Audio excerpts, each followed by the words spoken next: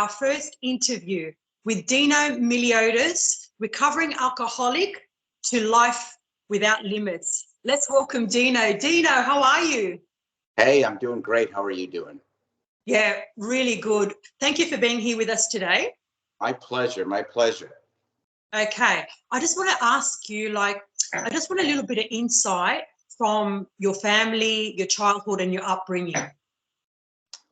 Wow, that's a loaded question. Okay. Um, my family is really big on education. My father was a private Greek school teacher for 47 years. And the latter part of his career, he became principal of a Greek school in Chicago, which happens to be the oldest Greek school in the country, in America, which was built in 1902.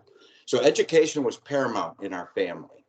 And, you know, I grew up Greek, Greek community, one of the largest in the world, basically, nestled in Chicago.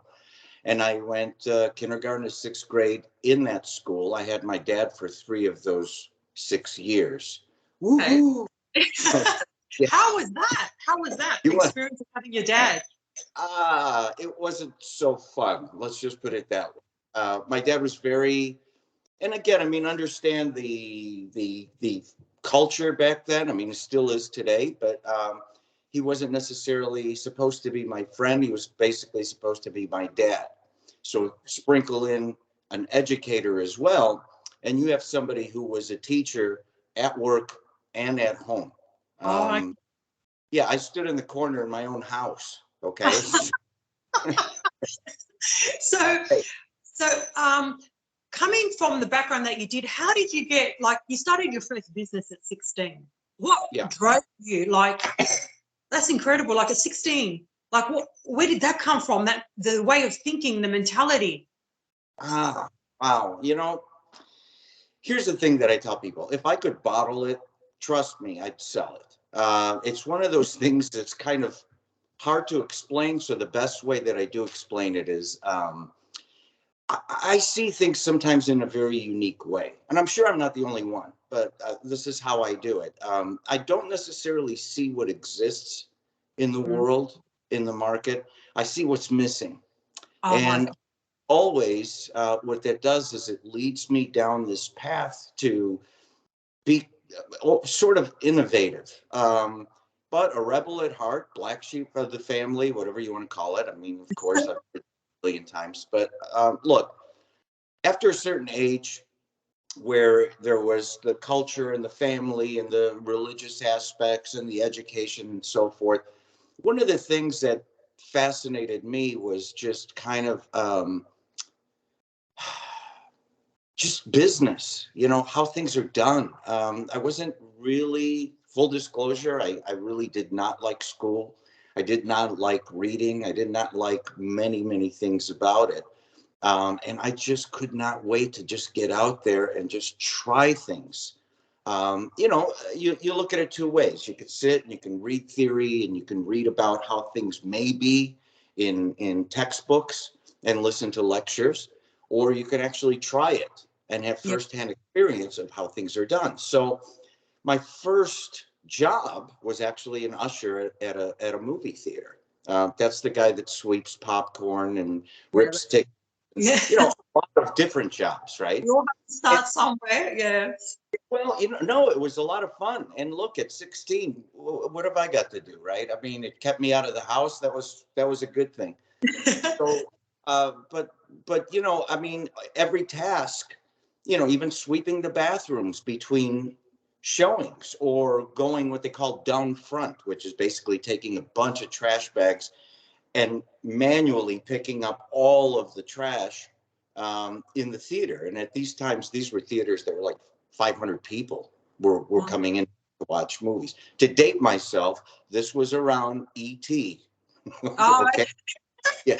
So, you know, there were lines around the block. But so anyway, I mean, I was really, really good at what I did. And I remember one day, the last showing must have been a midnight showing. So it was probably 1, 2 o'clock in the morning. And I saw these white vans pull up next to the theater and people with the white coats come in with equipment. And I'm like, what are they doing? And they said, oh, they're going to, steam the floors in the theaters because they get sticky. So every twice a month, they come in and do it. I'm like, are they friends of the owner? They're like, no, they probably just found somebody and they're paying them.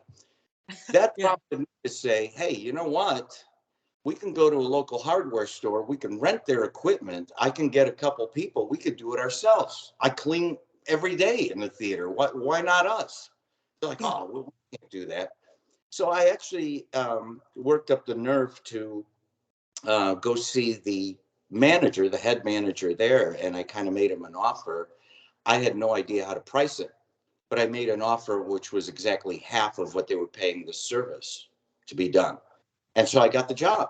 So I was a movie theater usher.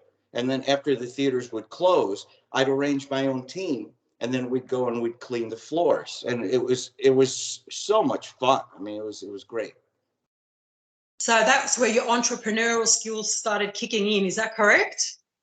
That's when honestly I looked at it and I said, wow, this is pretty easy. I didn't really catch the full thing. Yeah. Until my third job when I was 16. So that's two jobs, cleaning the floors and being an usher. The third one was a friend of the family, and he was basically a visionary. I mean, he wasn't wealthy, but he had a dream. He wanted to open up a factory, and he wanted to do some decorating of fine porcelain plates for Bradford Exchange, which was really big then, the collector plates that probably our grandmothers hang up on the wall. If people are still doing it, I'm sorry, it's okay. But and so I worked for the man, and in 2 short years, I watched him become a millionaire. I watched him become a millionaire. That's amazing. Far Boom. out. Yeah. That's like, are you kidding me? There's no way I want to go back to school. There's just no way. Everything I see, I've seen. Right? I mean, the guy was an ordinary guy, but he woke up early. He had traits that I liked. He was a man of his word. If they could do it, I could do it kind of mentality. Give it a little more and do the things that other people aren't willing to do. I mean, these traits.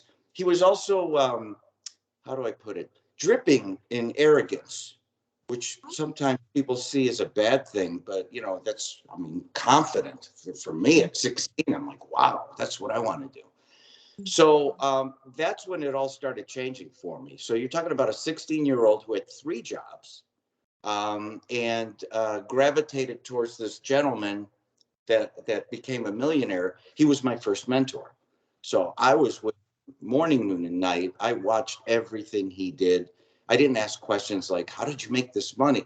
I would ask silly questions like, why do you wake up at 5? Why do you do this? Or why did you do that? I mean, just mannerisms. So from a very early age, I studied people, not books. That's the best way to be, because you're actually connecting with that human connection, which is fantastic, because like you lived that experience and you experienced that experience. So that was your stepping stone. So by 18, what actually happened? Oh, well, so at 18, I knew that I had told my dad from 7, I knew I wanted to be a psychiatrist, not because it was the profession that at 7 I had researched in my small little way to find out that they were the ones that made the most money out of all the doctors. In my head, that's what I looked at it. Silly at 7, you're doing this. But I equated success to money and had for a very long time after that, right? So at 18, I was to go to college and, pursue studies to become that doctor. And so, but I didn't want to do it. I wanted to quit school and I wanted to work for this mentor of mine full time.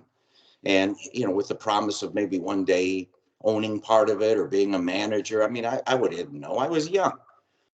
So I went to college for one semester and then couldn't take it anymore. I mustered up the nerve to talk to my dad and basically say, look, I can't do this. And now I'm telling my dad, who's a school teacher, who believes in education. I mean, almost like crushing him in a way, in a lot of ways.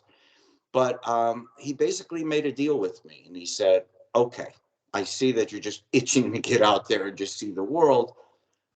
Why don't we do this? You could start a career, you could start a business, but if it fails, you got to go back to school. And I'm like, oh, sure, yeah, no problem. Thinking in my head, there's no way I'm going back to school, because there's no way I'm going to fail. No, you're probably even more determined to prove him wrong, so you don't go back to school, which is good. There's no way I was going to fail. No way. Even if I failed, there was no way he would visibly, outwardly see that I'm failing. I mean, that's how much I wanted to get out there and just see the world. So what was that project that you had in you to start so you wouldn't fail? Well, okay, so you're kind of picking apart my first book, aren't you? So I haven't read your book. I like this. So the mentor that I was working for, he kept saying, look, you have to get an education and whatever, but you always be, but if you don't and you decide to come and work for me, I will make you manager. He's saying in a thick, broken Greek accent. And I ate it up, oh, wow, he's going to buy me a wardrobe, and he's going to buy me a car. The stuff that he was telling me, I'm sorry, but you want something so bad you could taste it. You know what I mean? And so I fell for it, hook, line, and sinker. And I'm telling all my friends, my brother and I had the mutual friends. I mean, we all grew up together. We're still in touch. But at the time, just coming to them and just sharing my joy and enthusiasm, they're like, oh, come on. Hey, tell them again what you said to me about the wardrobe. Tell them again what you said to me about the car. Ha, ha, ha, ha. They'd all laugh, which made me very angry, But one day I decided to quit college. I talked to my dad, and I remember driving to this mentor, to the factory. And I was so excited because I was going to tell him, hey, I talked to my dad. I'm done with college. I'm yours. Let's go. Let's move on, whatever. And when I got there, he said, oh, I'd like you to meet Socrates. Socrates is a friend of mine from Greece, and I brought him in because he's going to manage the factory. But what about, take it very well. Let's put it that way. So I got in my car, drove home, and I remember there was nobody else home, and I got in my room and I cried, and I was just distraught, and what am I going to do? What am I going to do? Well, the next day I decided to go back to college, but not to go to school there, but to go find a friend of mine whose father had a factory. And he was doing very well, completely unrelated factory, by the way. And I proceeded to explain to my friend and eventually his father that, hey, I could do the same thing. I can have a factory. I could get collector plates. He doesn't corner the market on collector plates anyway, and I could do the same job. I mean, I watched them all the time.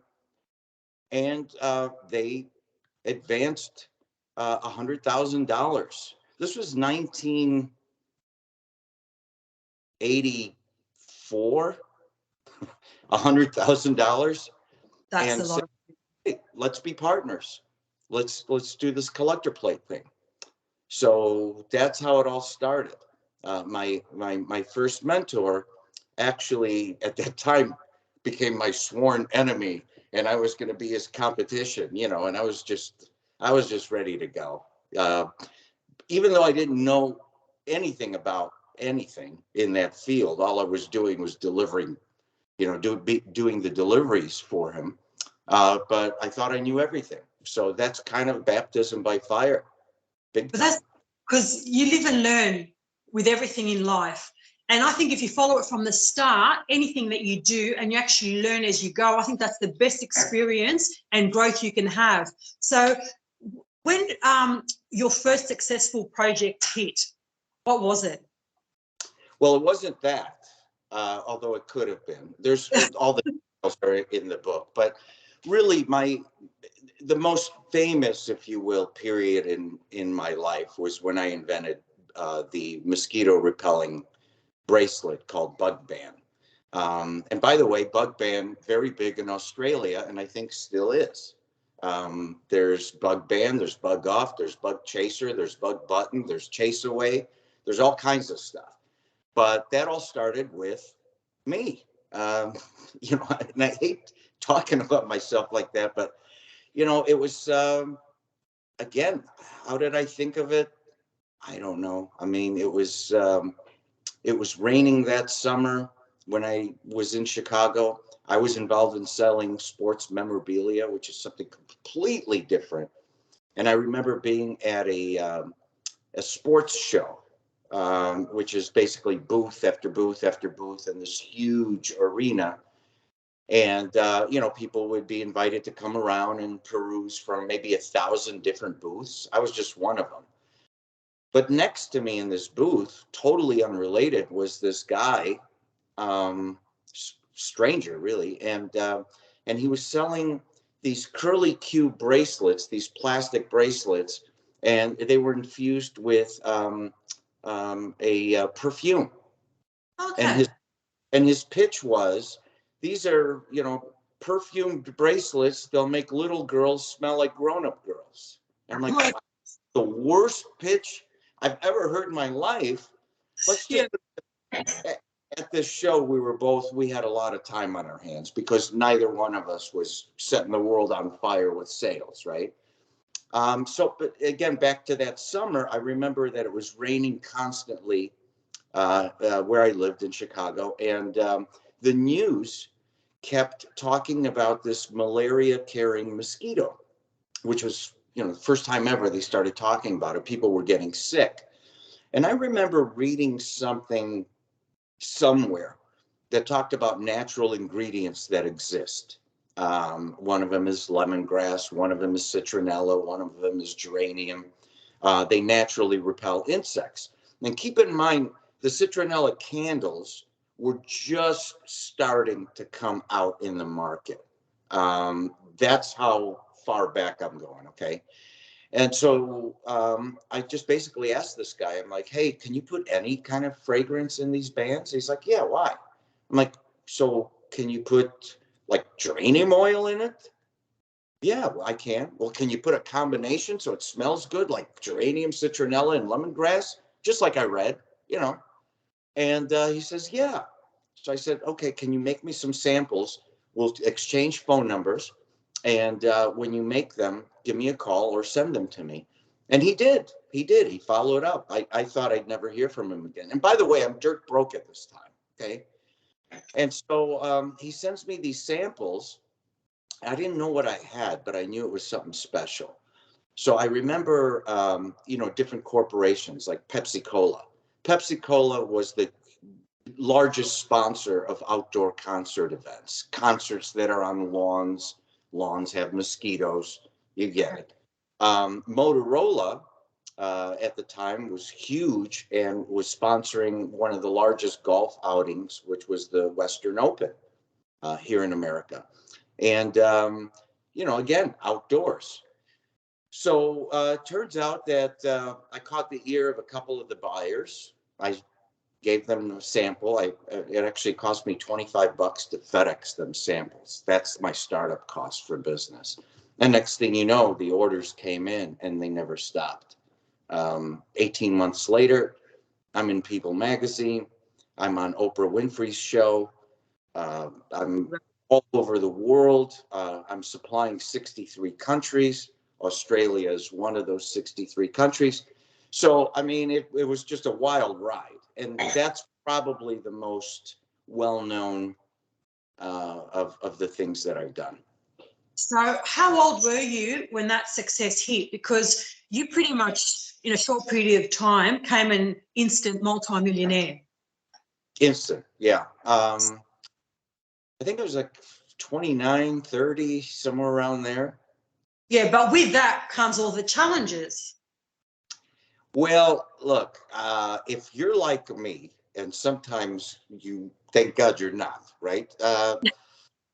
you know, it's a really wild ride when you're right on the edge, right? I mean, there's no caution, there's no being conservative. It's just all out the window. So you go up fast, and you also can crash really hard because there's no helmet in my world. Okay.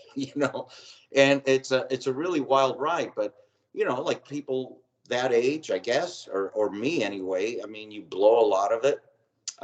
There's a lot of outside pressure that you're not ready for, going to the gas station just to fill up your car, or going to the store, having people tug on you and say, "Hey, I just saw you on the news," or they don't know you; they're perfect strangers. But what else do you want them to do? And so you're not really prepared for that, and you're also not prepared for the complexities that are involved in retail sales. Mm.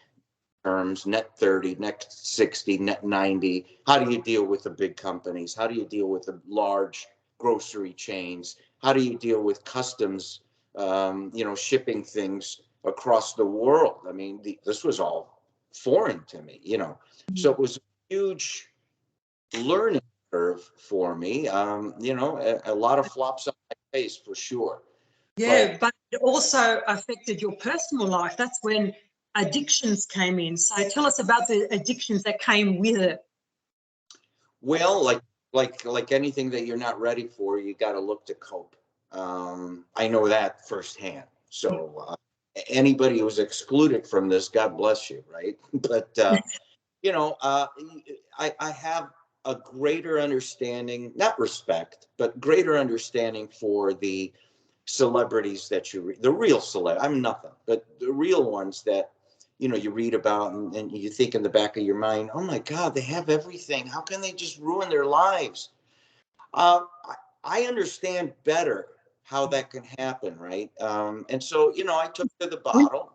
Yeah, it happens quickly and it escalates quickly as well. And before you know it, you're right out of league. Like it's another world, it's another lifestyle, it's another way of living. Like you probably were so young as well, and you had all this fame and fortune, and you felt like you had to be in the picture and be like everyone else to keep up with everyone else. Is that how it felt?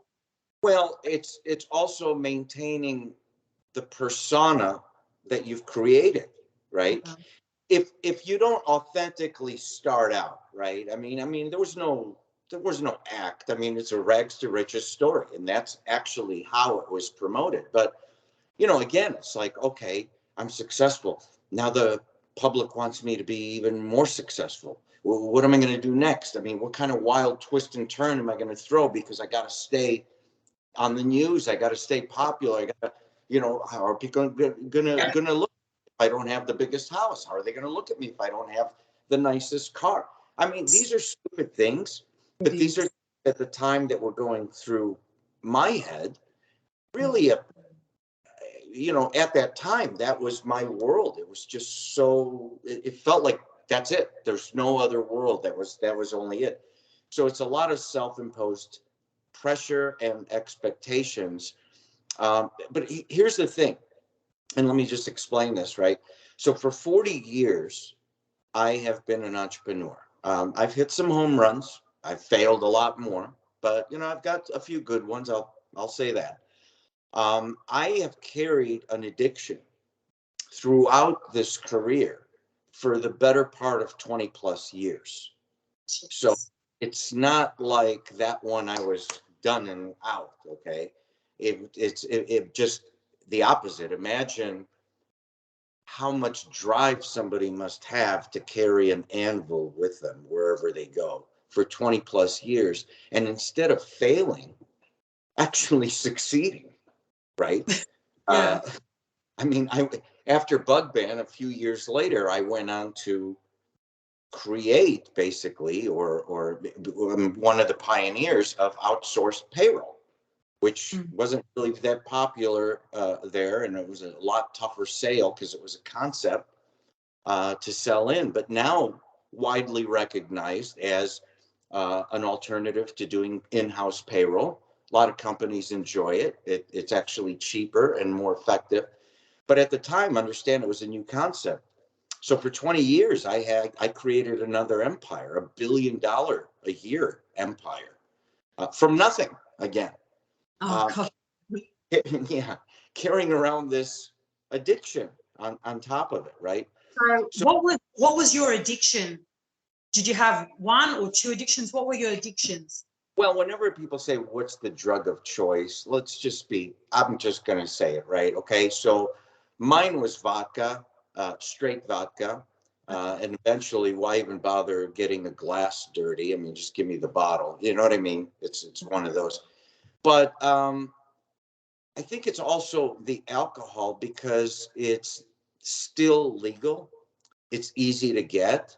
But if anything was in front of me, I would do it. I mean, if you could go to a store and buy cocaine, I would do it. But you can't do that. They don't have those stores.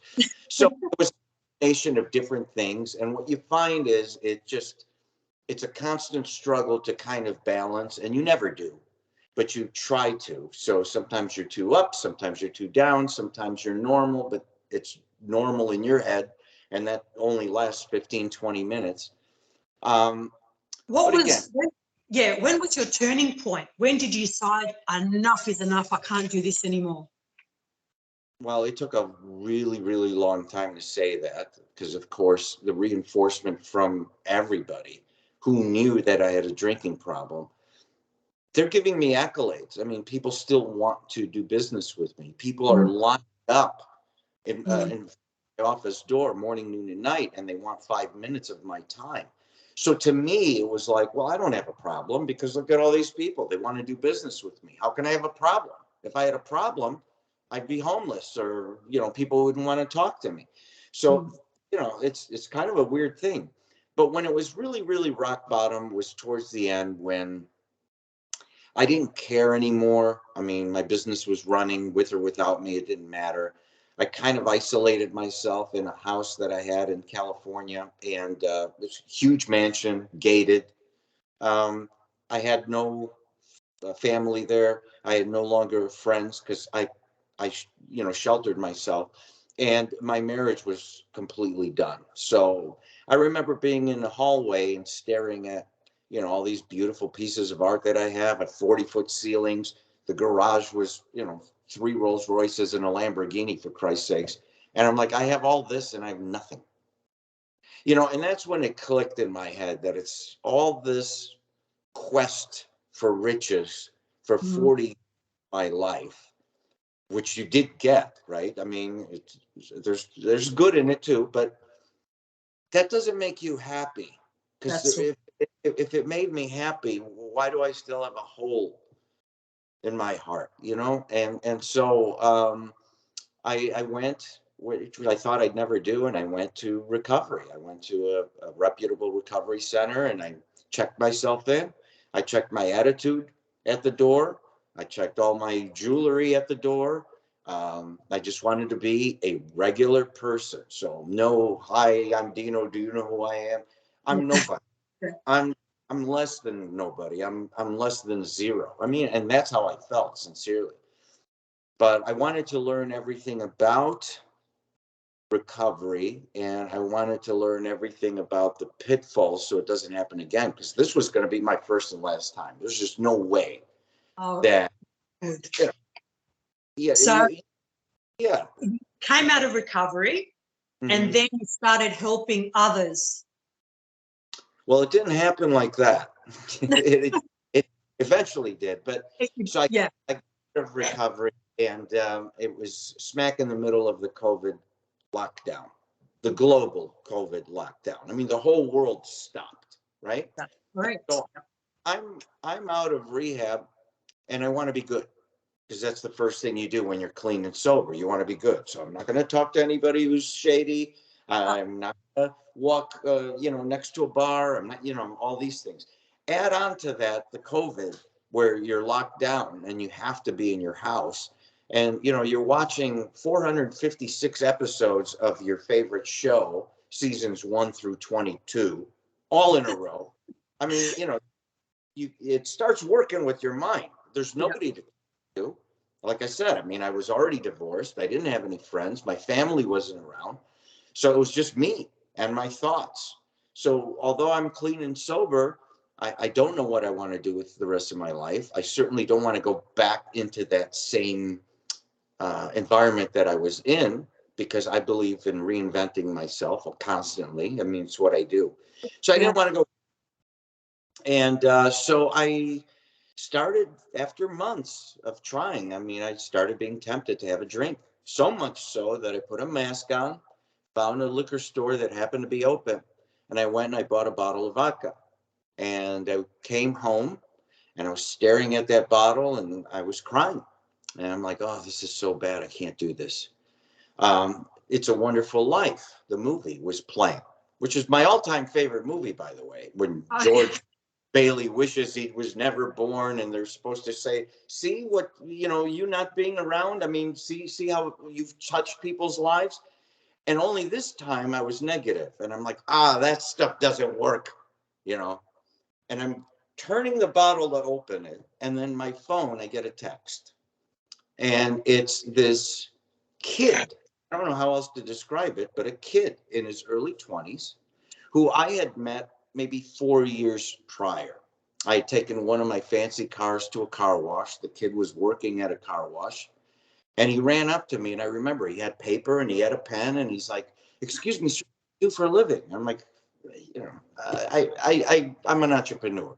Oh, one day I want to be an entrepreneur too. Can you give me some advice? Can you give me some rules of success or whatever? I don't honestly remember what I blurted out, but I'm sure I said something, right? So fast forward 4 years, I'm there, I'm twisting the bottle, I'm ready to have a drink. I get a text. It's that kid. Oh my goodness. Yeah. So he doesn't know what I've done. He doesn't know where I've been. He doesn't know I had a drinking problem. He doesn't even know what state I'm in. But his text said, hey, I just want to let you know that I still follow your principles of success. I got a promotion because of you, and I don't know where you are, but if you're in town, it would be an honor for me to take you to lunch. Put it down. It's a Wonderful Life is still playing, right? Where every time a bell rings, an angel gets its wings, right? And I'm thinking, that was your sign. That was your sign. Yeah. So here's the thing. People go to such great lengths to say a prayer and say, please give me a sign. And let's just go with the times, right? Maybe a sign in the days of Moses, or the remake with Charlton Heston in the 10 Commandments, was that burning bush. But in today's world, maybe it is a text message. Who knows? Comes in all different ways and all different forms. So you were open and you were ready at that time. You were doing the work. You were doing the work. I was ready. I don't know if I was doing the work per se. I don't feel like I was, but I was ready to follow something, not follow me, because I've done the driving. Yeah, I've been successful. You've surrendered. You've surrendered. But, yeah. And so I decided to write my book. I decided to put my experiences over 40 years in Wikipedia form, so it's not boring. And I put down raw emotion on paper. By the way, I don't write. I've never written before. I'm not an author. I actually, like I said, I don't like even reading books. But I had this, I was compelled to do this, because I had to believe that I'm not the only one who's going through this. I'm thinking the recovery community right now, right? And I'm like, I'm caged up like an animal in a house with my demons. And, I can't be the only one who's feeling like this, right? So I'm writing this book to inspire, to spread a message of hope. But I really didn't have a plan either. So it took me 7 months to write the book. That's all I did. It consumed my time. And I laughed at the funny times that I was recalling. I cried at the sad times. It was really weird. It was just like a cleansing. It's really hard to explain. So the book is done. I think the rest of my life is going to be I'm James Patterson. I'm going to sit back and write a book every once in a while. I'll sign a few autographs and that's it, right? But it's a different world. It's a different world. For 30 years, I was married to somebody. So I never paid attention to the gadgets and the technology. I'm just, still paper guy, and I ran very successful businesses.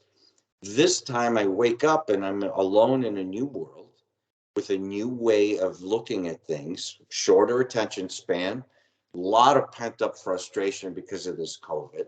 And I had to understand it, which was very challenging. So I hired a PR company, which I normally never do. I do my own stuff, but it was something that was foreign to me. So I hired a PR company. The PR company started marketing my book, doing these, campaigns, and they're telling me my demographics on my book are going to be, well, you'll probably target the affluent people, the 50-year-olds to 70-year-olds. They'll get your book, whatever. And I'm like, I think you're wrong. What about the car wash kid that texted me? I mean, he's young. He's in his early 20s. Oh, well, that's just because he knew you. But, the majority of people, they have to understand your business. And I said, well, what about the last chapter? The last chapter where I talk about the text message. And for me, that's a sign. And she says, I think we should save that because, see, we're marketing the book. You're an entrepreneur. You're a successful businessman. You're a recovering alcoholic.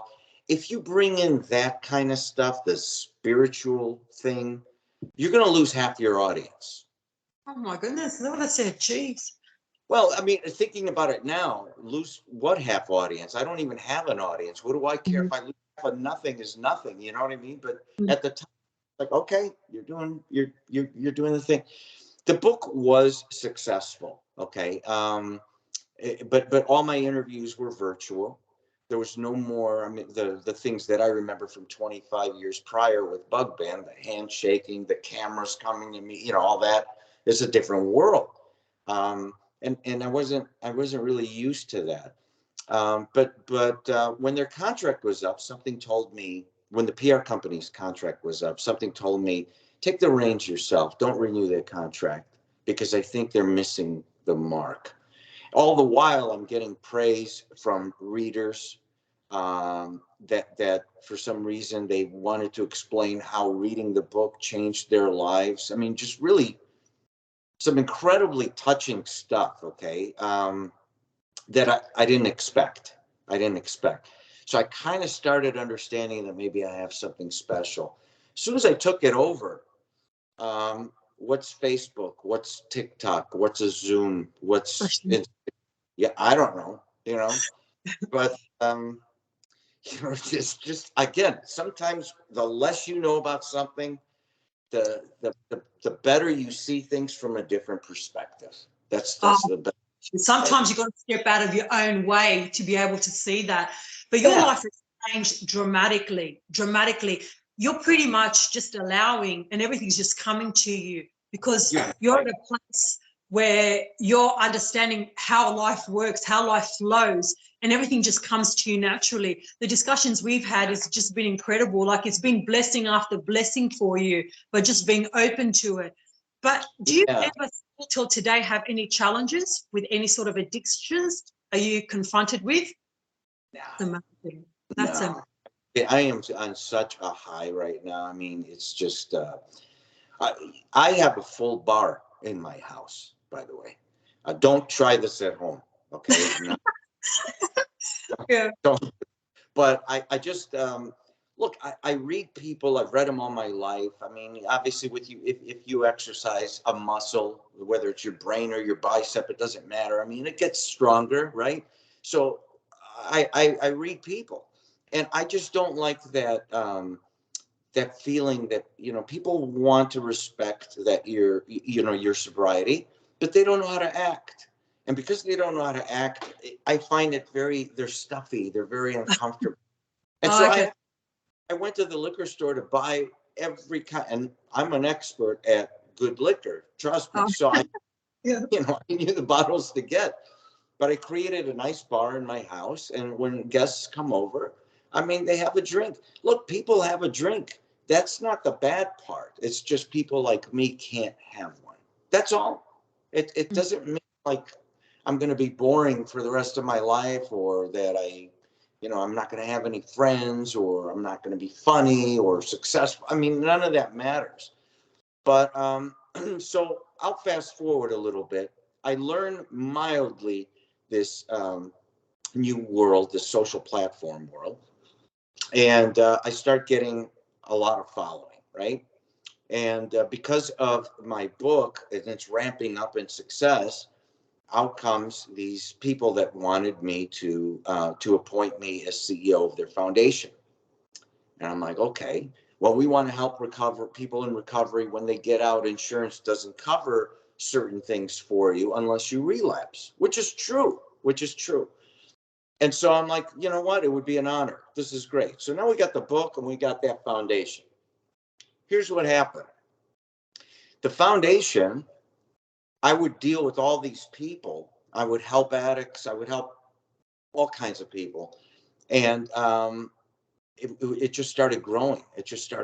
People would reach out to me. And because I was so excited and everything, and I rarely sleep, I was able to talk to a lot of people at the peak hours of when people feel like relapsing, which is, it's not 9 to 5.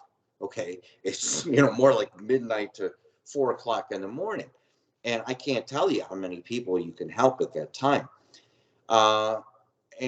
Meanwhile, my mom is dying. It took a long time for me to be mentally prepared to see her, but I did see her, and I did spend time towards the end. And you know what she said to me, like maybe a few days before she passed? She says, your father would be proud of you. Oh, Not nice. I will be proud of you, or I am proud of you. Your father would be proud of you. I mean, that's what a great mother. When she passed, something happened, I don't know. It was just like the last bit of the past that I had to find closure. And then after that, things just went nuts. So the people at the foundation, the people at the foundation started calling, and I'm not going to say names or anything like that, but why are people calling you directly? Why aren't they calling the foundation? I'm like, because I don't know. Who cares? The point is we're helping people.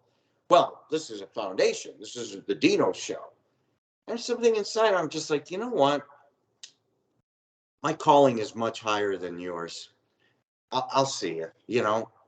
So I don't have to be part of something to be a philanthropist. So I started helping more and more people. Out of that, another foundation. Out of that, another foundation. And out of that, just a whole bunch of other things, such as Without Limits.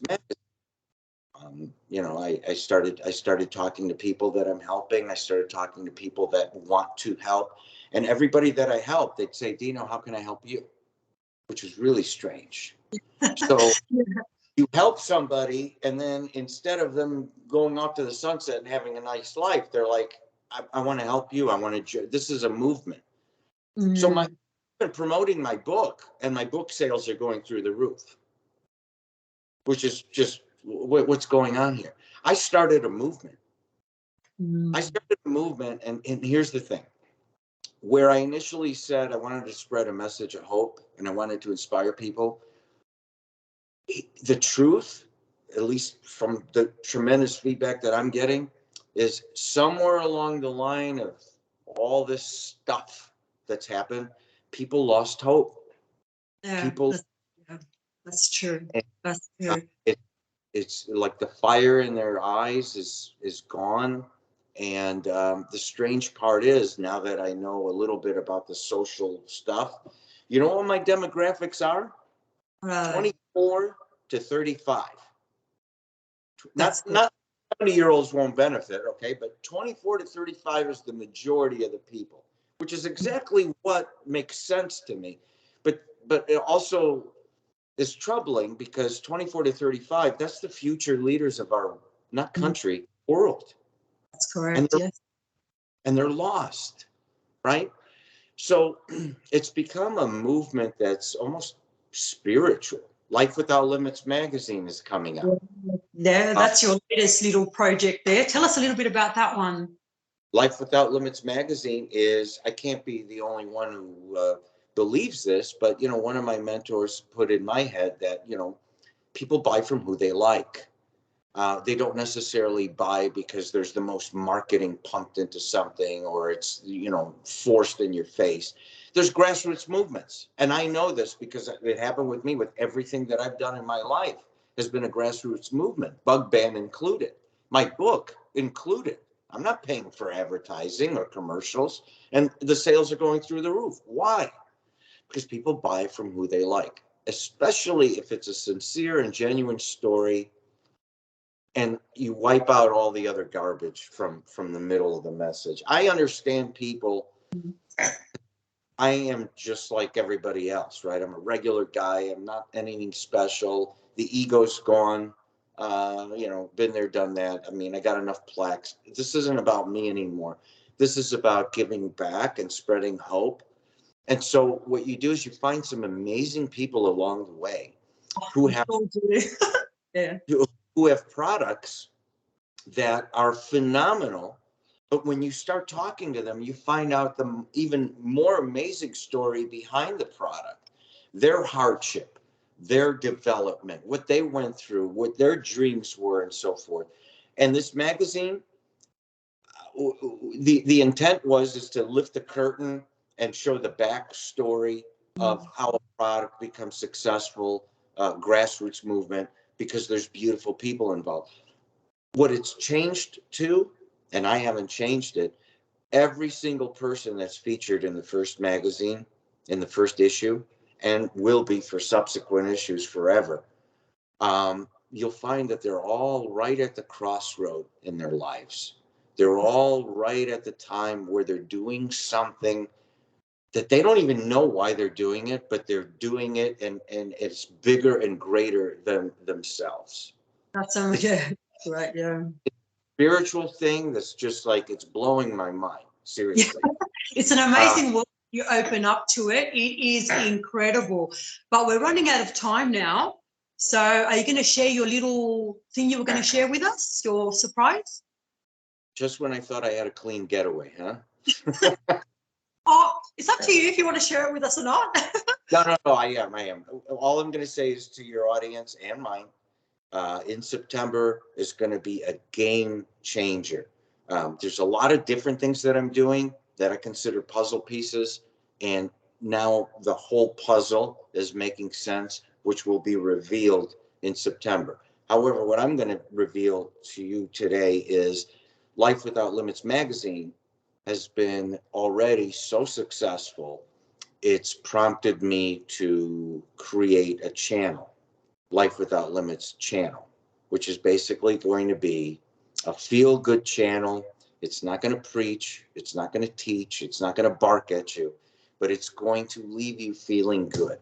The way people are, what's it going to be like? And I say, goosebumps. They're like, what are you talking about? I'm like, you ever hear a song and a certain chord or a certain lyric, it gives you goosebumps, but you don't know why? That's the channel. Yeah. That's amazing. Good on you. Yeah, because you've got the feel good now. So it's all about that. It's Life Without Limits. Yeah, and the emotions. So if you had a message to give out to the world today, to everyone, all ages, all agendas, everything, what would that message be? You're stronger than you think. Beautiful. Well said. Okay, Dino, thank you so much for joining us today. Thank you. Much appreciated sharing your story with us all. So we'll keep everyone posted about September. Oh, yeah, please. Okay, so we're signing off for now from the talk show Angel on the Virgo Show. Bye. Thank you. Bye.